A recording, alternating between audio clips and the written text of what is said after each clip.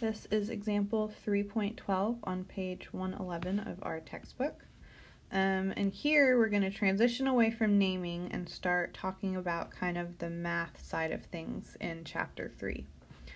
So we have already learned how to figure out the formula mass or molar mass of an individual element. You just consult the periodic table. Let me reiterate that the difference between the formula mass versus molar mass is basically what unit you assign.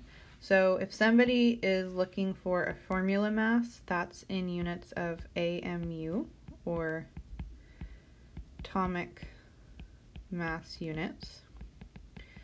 If somebody is looking for a molar mass, it's in grams per mole. And we've already used this concept when we solved for moles versus grams versus atoms in chapter 2. So here, they're asking us to calculate the formula mass, and I'm going to add and molar mass. So you basically do it the same thing, just depends on what you want to assign as your unit, of the molecule glucose, which has the formula C6H12O6. So calculating the molar mass and or formula mass of a compound is going to be a very important skill that you're going to use pretty much the rest of the semester. So in order to do this, you need to have a periodic table handy. That's going to be your reference. So remember that carbon, its molar mass, or formula mass in this case, if you look, is 12.01, and we'll say AMU first. We're going to do formula mass. Hydrogen, if you consult the periodic table, the one in your textbook has it as 1.008 atomic mass units.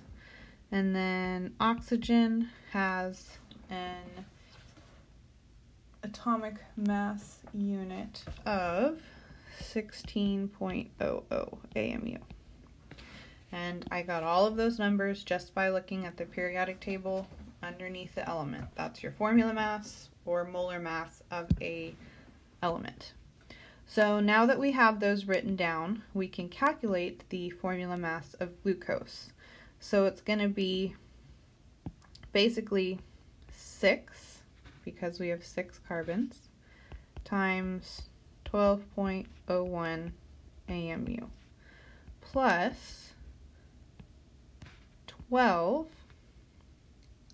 times 1.008 AMU, plus 6 again, 6 times 16.00 AMU.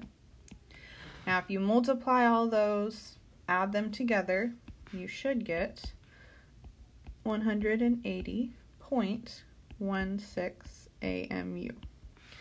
So that is the formula mass of glucose, C6H12O6. Alternatively, if you wanted to calculate the molar mass, all you would do would be to change the unit. You would solve it the exact same way.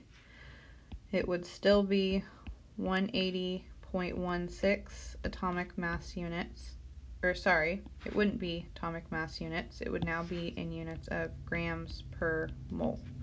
That's the only difference between formula mass and molar mass. So this calculating of formula mass or molar mass, you're going to need to be able to do pretty much for any compound for the rest of the semester. Hopefully, it's a pretty straightforward process for you. You just take the number of each particular element, multiply it by its molar mass, and then add those together.